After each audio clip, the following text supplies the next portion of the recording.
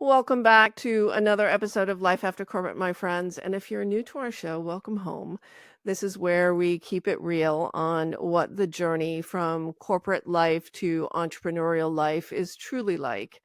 And today I have a very special guest to share with you. We are joined by Massimo Backus. Massimo built his successful executive coaching practice based on the radical idea that self-compassion is a leadership epiphany, and it's critical because it's a direct opposition to the traditional leadership orthodoxy that you have to become less of a human to be a better leader.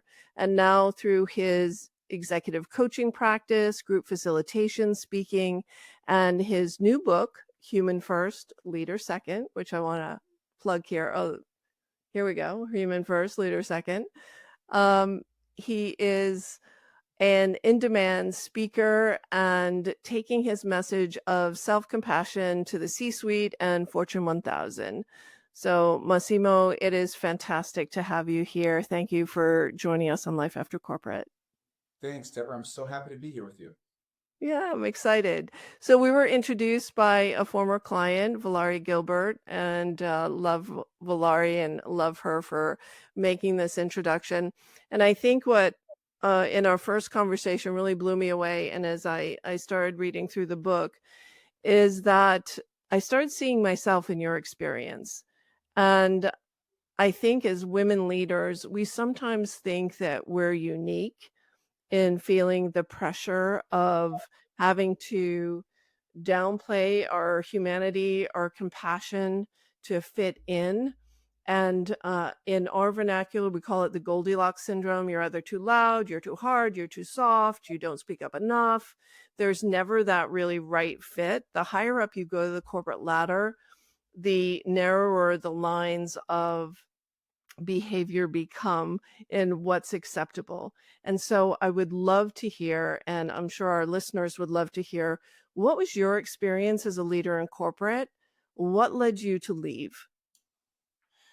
You know, the point that you bring up, Deborah, about feeling like, we're alone in our ability to kind of express our humanity, or just express what it's like to be human. We step into these corporate roles when we're young in our career, and from the moment you write your resume, you put on your power suit, what have you, and you go into this space, there's a normalization that happens of actually leaving some of the things that make us human at the door. And I'm not talking about bringing our personal challenges or traumas into the workplace, but just our humanity, just the fact that we all sleep and breathe, and need to eat, and that there's just these certain things that we all experience that get lost at the door and they get swapped out for, we constantly need to be striving and moving up and to the right. That from the moment we start our careers, especially in corporate, it's about how do I continue to get better and grow and obtain more influence and authority, control, power, money, so on and so forth. Right? And I was no different than anybody else listening who ascribed to that script and followed it. And throughout my journey in corporate, I struggled with the Goldilocks syndrome of like, well, if I'm being authentically me, what does that look like? What is required from the organization around me? And what are some of the things that maybe I want to change about myself to fit better, but I don't really know how? Yeah. That's really what led me to eventually leave. But it it wasn't under my own volition or my own doing. My exit from corporate was, I like to think about it as the universe finally just kicked me out. Uh, Stubborn to pay attention to all the signs that were leading up to it for years before I left that I should have left, and I didn't. I just thought I can change, I can be better, I can work harder, I can continue to strive and move up and to the right. And I found myself in a position where I was leading global leadership development for a large multinational consulting firm that, um, as a practitioner and a coach and a facilitator, I was very skilled and rewarded for that. But as a manager of other people, I really struggled. Yeah. And I got a 360 assessment, which was kind of me eating my own dog food, so to speak, because the clients I worked with did that. I thought, well, I should do the same. And well, I wasn't. under any disbelief that I wouldn't have anything that would come back in the feedback that I needed to work on. I was really shocked by what came back. Um, and it rocked me to my core because everything that I was trying to be and how I wanted to show up as a leader was not what the feedback offered. It offered a description of someone who was controlling and micromanaging and Mm. defensive, who didn't create a workplace that uh, had psychological safety. People didn't feel like they could be creative or speak their minds or challenge my ideas. By the way, I'm describing myself as I share this, and Yeah. many years later, it doesn't feel good to admit that no matter what my intentions were, the impact that I was having on my team uh, were those experiences. And being the practitioner that I am and an expert in leadership development, I thought, well, I can fix this. I help other leaders with this. I should be able to change these things for myself. And I spent the next few months trying to do that very thing. I would just stop being defensive. I'll stop being controlling. I'll stop being domineering. I'll make sure that I create more psychological safety. That should be easy enough. And while it was clear that I was trying really hard, the feedback a few months later was um, that not much has changed. And that led me to really look outside of corporate and figure out what is going on within me that is preventing me from being able to do this. And I fundamentally wanted to ask the question of, why am I so defensive? What is it that I'm defending? Because that was the main thing that came up. And what I came to learn is that my defensiveness was a byproduct not of my external world, but of my internal chatter. That I was constantly berating myself and hypercritical, that I wasn't um, doing well enough, working hard enough, smart enough, quick enough, talented enough, and that I could always be doing more. And when you're constantly under attack like that, you get defensive. What I misunderstood is that I thought I was under attack by the people. I thought I was blaming others, and they were the ones that were making me defensive. In fact, when I first heard that I was defensive, I responded by saying, "I'm not defensive. I think you're being defensive for telling me," which I think is like textbook defensiveness, right? Yeah. So, I was living this comedy and tragedy all at once. It was an experience that I went through outside of corporate through something called the Hoffman process, which they have locations internationally, but it was in Northern California. And it's a 7-day retreat where you're off the grid, so to speak. They Mhm. hand in your cell phone at the beginning of the experience. And you really go on a journey of self-discovery to understand where our patterns, where the things that triggers, where does this come from? Where does it come from in our past? Where we learned it either intentionally or unintentionally from our parents? And to do so with kept compassion, not to place blame or obfuscate responsibility, but to understand, where is this coming from? What's the origin? What's the unmet need that this behavior continues to try and satiate, but it can't? And I was introduced to self compassion during that experience and began to practice it. And on the fourth day, I went for a walk on one of our breaks, and it was this beautiful sunny day. And I remember walking down this wooden kind of wood-lined path, and I could feel the sun hitting my skin, and it warmed my body. And it was as if my senses were heightened, and I could hear the breeze going through the branches in the forest that I was in, and rustling the branches. And I remember seeing the green on the trees, and the colors were more vibrant. And I began laughing hysterically in this moment, as if I was like in a psycho state or something, but I was entirely sober. And what happened in that moment was an epiphany. And it was the first time in my life that I can recall where the negative critic, that horrible self-talk, that berating voice was gone.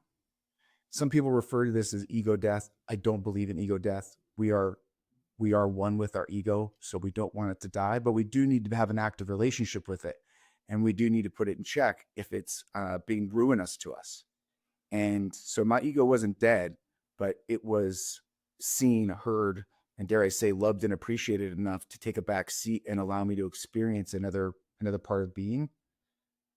And from that moment on, all aspects of my life have been forever been different. Yeah. It is what eventually led me to leave corporate, and it is most importantly what allowed me to be successful in that transition. Hmm. Because as we all know, it's full of uncertainty and fear when you don't have the illusion of that security blanket of what corporate roles offer. Yeah. Thank you for that, Massimo. I feel like you're a brother from a different mother. Like we were raised in the same household. Because I've been there. I was the micromanager. I was I think fear does weird things to you as a leader, because your feet are to the flame. You're the one responsible. If you have a leader on your team and you hang on to them too long, then you're looked at as soft, and you're encouraged to be tough, make those quick decisions, which are very frequently feel inhumane and not kind.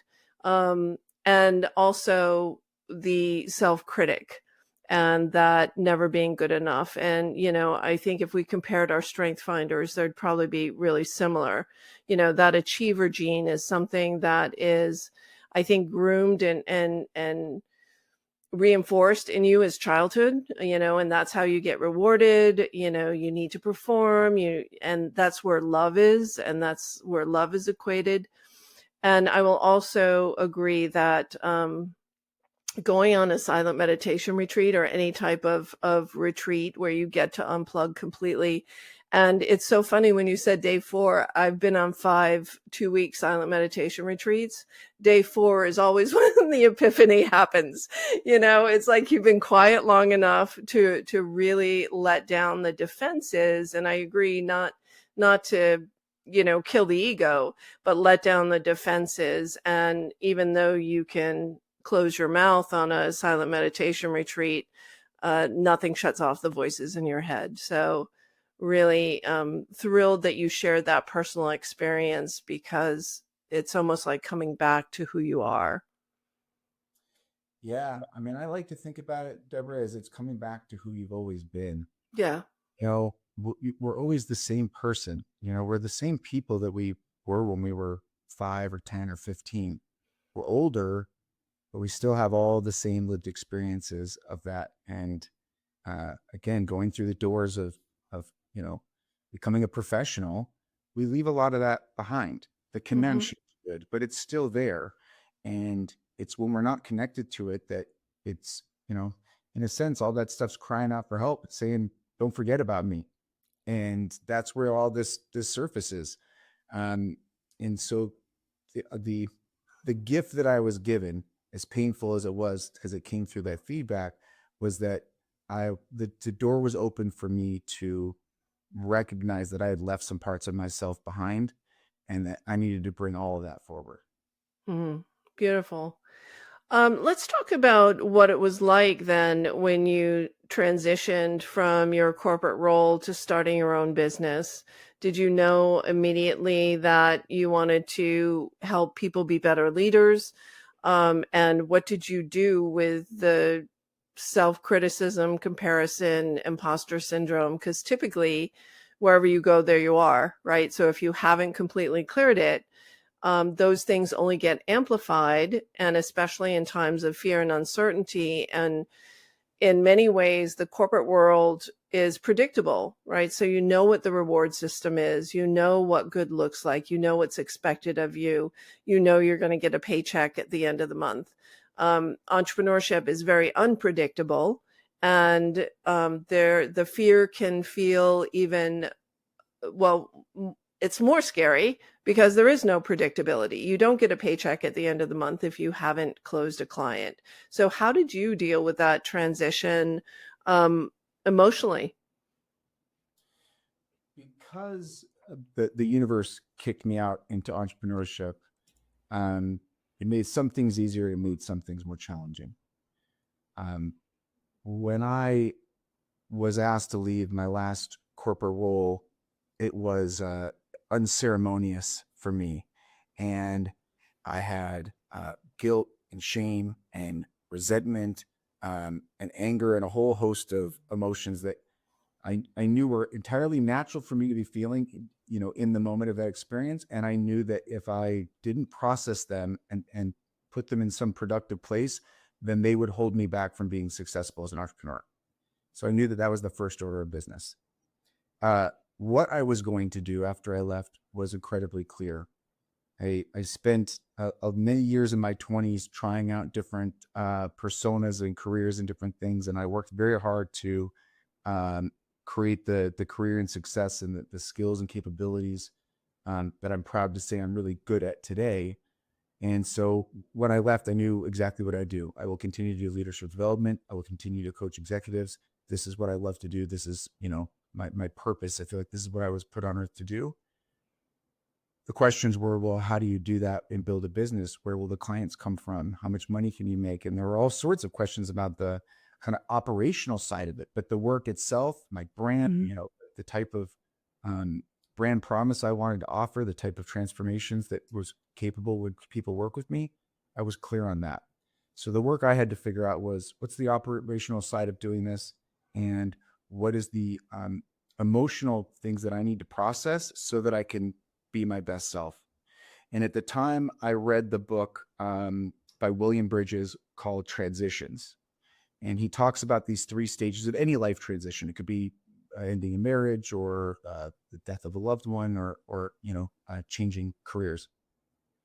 And he says there's the ending and there's the new beginning. And we're really good at those 2 things. The ending is something clearly ends. The new beginning is, quickly, what do I do next? I got to get to something else to occupy myself. And he introduces something in the middle he calls the neutral zone, which is essentially a forced time of unknowing, of questioning, of curiosity, of doing the uncomfortable, of sometimes not doing anything at all, just sitting with it and allowing yourself to process. And I committed to give myself 8 weeks to be in the neutral zone when I left. And at the time, I was working with a coach, and we came up with a silent private retreat for myself. And a few weeks leading up to the retreat, this was in the San Juan Islands on an island called Lopez, and it's absolutely beautiful. It looks like the Scottish Highlands when you're up there, and it's just up towards British Columbia, Canada. And I journaled every single day for 10 minutes with a timer leading up to this retreat. And when the timer went off, I'd stop writing and I wouldn't read it. But whatever I was writing was like, this is what I was really struggling with in that moment.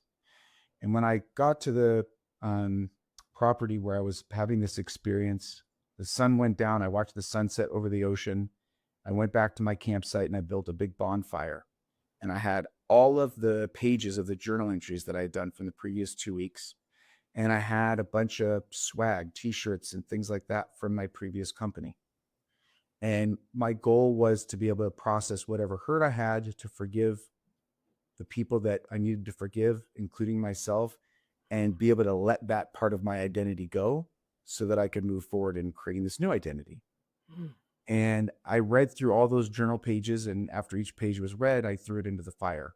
But it wasn't with any sort of emotional friction or heat or anger. It was just letting it go, these stories I was telling myself. And then I went through all these shirts and things that I kind of acquired over my time there. Each one of them came with a cherished memory. I remember running a leadership workshop, and it was our second time together with this group, and somebody was going through chemo treatment. She had breast cancer. Everybody put on a pink shirt, and we took a photo and said, I'm getting chills just thinking about that we missed her, and that we're, that she was in our hearts. And I put that into the fire. But again, to lock in the experience that I wanted to remember, what I wanted to take forward, and letting go of the things that weren't going to serve me. Things like the people that didn't get to say goodbye to me when I left. What do they think? What's the story they're telling themselves? The people that are still there that I think didn't understand me fairly. What rumors are they spreading? Just things that are out of my control about what my life that I was leaving was like, because it didn't matter. I mean, not really. I want people to have good memories of me and whatnot, but I can't control what they experienced from the past. I had to let that go. And it also allowed me to start thinking about, who do I want to be in this next chapter? Because I was essentially unpacking the bag, and I got to repack it with the things I wanted to take forward. And that was a very powerful ritual, to call it probably what it really was. for me to step into the next part of my life as an entrepreneur with some real clarity and conviction of who I was. And then the easy part came, which is, figuring out the operations side of it. Um, I think what people learn is you network and you meet people that have done it before you, and you ask lots of questions and you humble yourself and you learn from them, and maybe you make some mistakes along the way. But um, I was fortunate enough that just in the first few months, the business took off, and I've never really looked back. Uh, Yeah.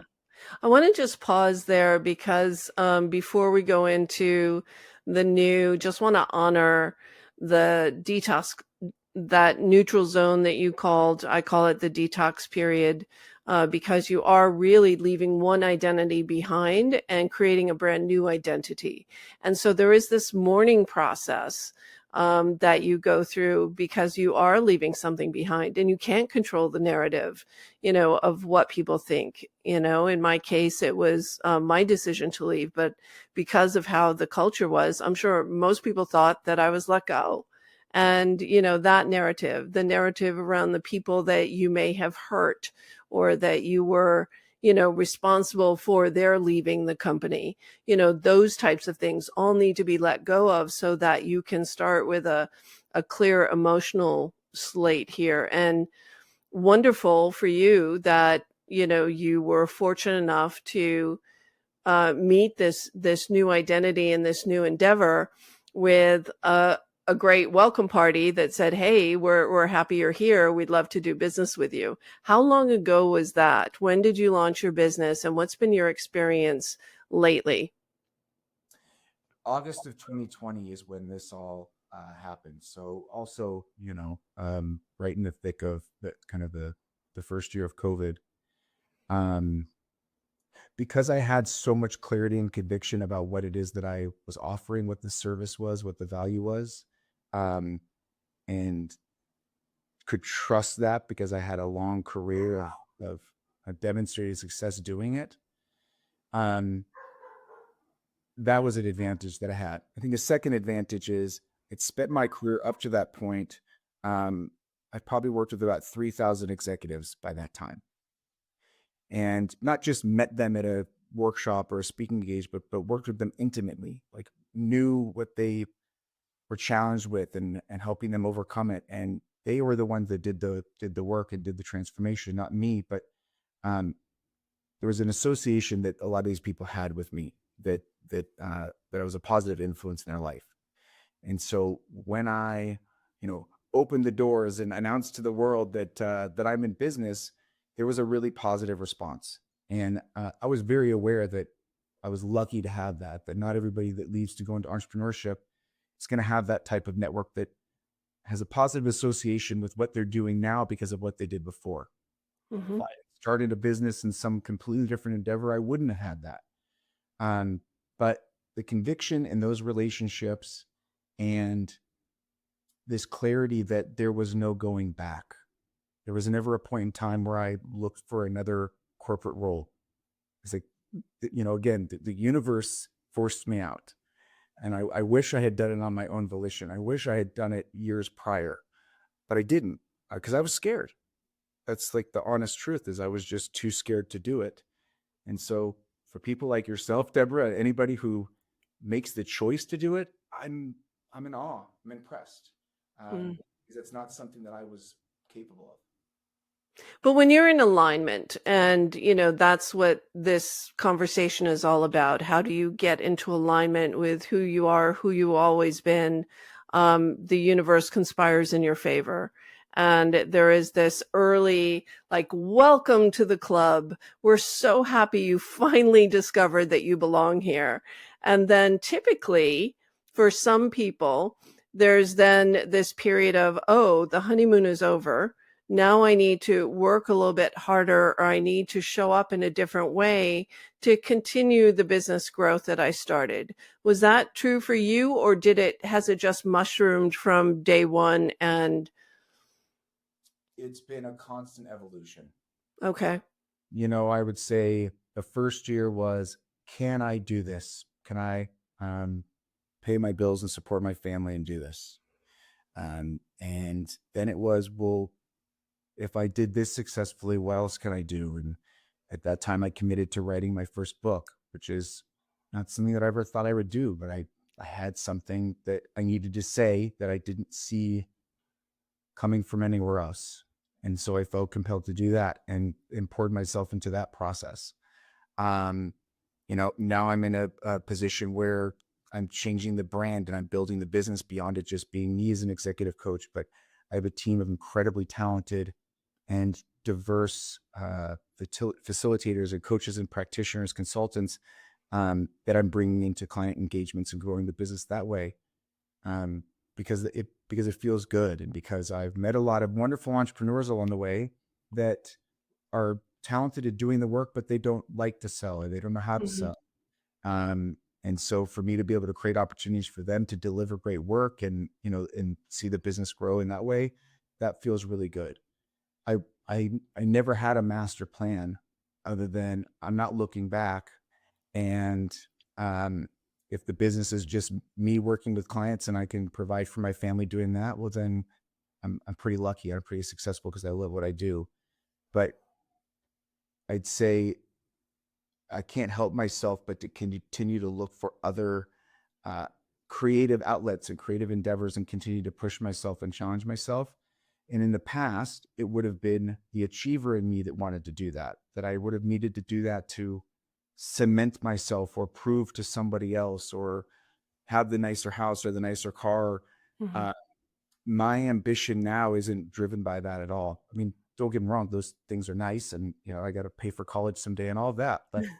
Um, but it's driven by what looks interesting and exciting. What's next? Who do I really enjoy working with, and I want to work with more? Where do I see a gap in the market? Where do I see people suffering, and what might I have to offer that could help support them? And that's been really the big driver for growth. And fortunately, it's been the people meeting me in kind. And as I'm saying this, it sounds like I'm painting a very positive picture, because Deborah, this isn't without like a tremendous amount of soul searching and hard work and self doubt. And um, you know, just writing the book, I feel like was an entirely transformative experience. Who am I to write a book? Why should I be an author? Who would ever care? With the thoughts that I would have through just Yeah. um, and delusions of grandeur, and also daydreaming nightmares of how writing this book could be my undoing and would ruin my brand. And just The mind is a wily beast. the wily beast. Um, and continuing coming back to equanimity, which is the balance Mhm. between the experience of those highs and lows.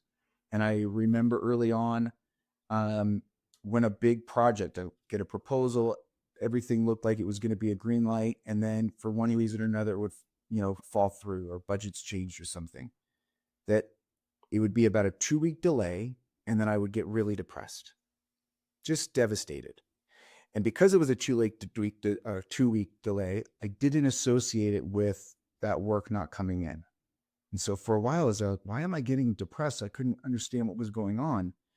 And I realized, oh, it's just this 2 week delay. I don't know why that's there, but sure enough, if it happened again 2 weeks later, I'd get really depressed.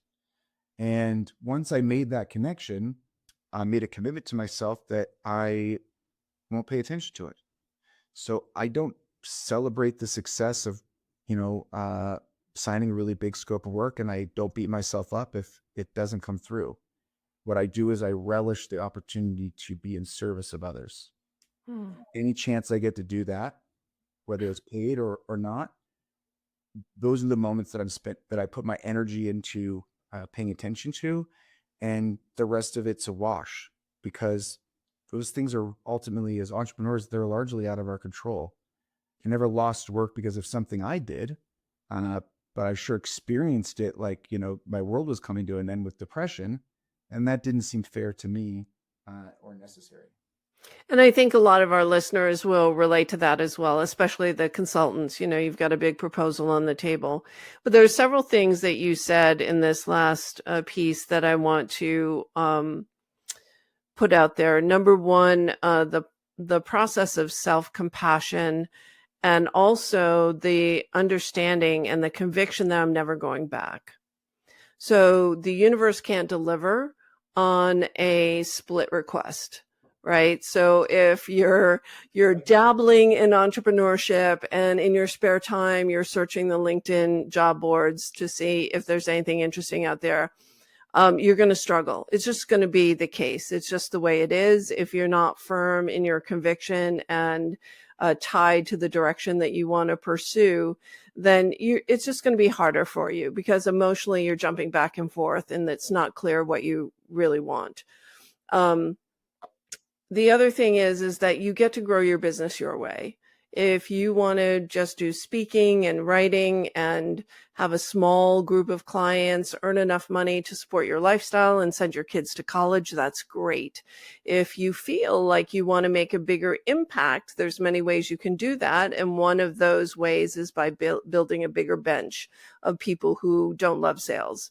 And so I think that was very helpful for people to see what the growth trajectory looks like. And you're not alone in, that disappointment that people feel when a big deal doesn't come through. I'm right there with you. I don't jump up and down with a client sales. I feel a little bit good inside, like, hey, I get to serve someone else and there's another transformation that's going to happen. But also not that beating up. Sometimes I do beat myself up a little bit on a sales call if someone was really, really needing my services. And if I didn't ask that deep question that would have gotten them that piece of clarity on what staying where they were was going to really cost them in the long run, then that's the only place that I really beat myself up on a sales call. But And I do that too, Deborah. I mean, I think that it's important to be objective and always learning and, providing yourself feedback on, what could I have done differently or what could I learn? That is really important. But the trick is when we attach our value as a person to the value perceived by our business. We need to be able to keep those two things separate. And yes, we want the value of our business to be high and continue to grow. But if the deal falls through, that doesn't make us any less, valuable or worthy of the work. Sometimes these things just happen. And, I wish that I had learned that early on, because it was probably by the third year that I connected the dots and I changed things. And I probably could have avoided a lot of a lot of dark times in those first 2 years had I picked that up earlier. so what's your next frontier, Massimo? What is up for you next? What are you excited about in the year to come? There's certainly no lack of need for good leaders with everything that's going on in the world right now. So I would imagine you'll have a wait list soon. But what's up for you? What's your next growth edge?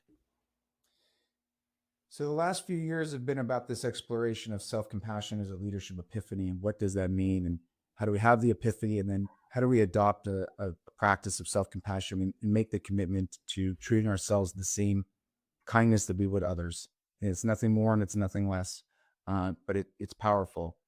But that's just at the individual level. The bigger impact is at organizations. And the reason why people leave organizations is because they're a part of something that is a self-sacrificing enterprise. They're caught up in an organization that asks them to self-sacrifice. They're around other people that are self-sacrificing, all in the spirit of this programmatic, robotic, up and to the right that we always need to be growing, which isn't natural. And we're natural people that are in the workforce. And with AI, that's going to change, but it's not going to change the fact that we're people and that an organization is defined by a group of people that are organizing around a shared outcome. And so long as that happens, we need to stop self-sacrificing and we need to move into a place where we need to be self-actualizing. And so the next frontier of this work that I'm really excited about is helping organizations make that transition and recognizing that this isn't a nice to have, it's necessary, and that people are going to leave self-sacrificing organizations and go to those that are self-actualizing.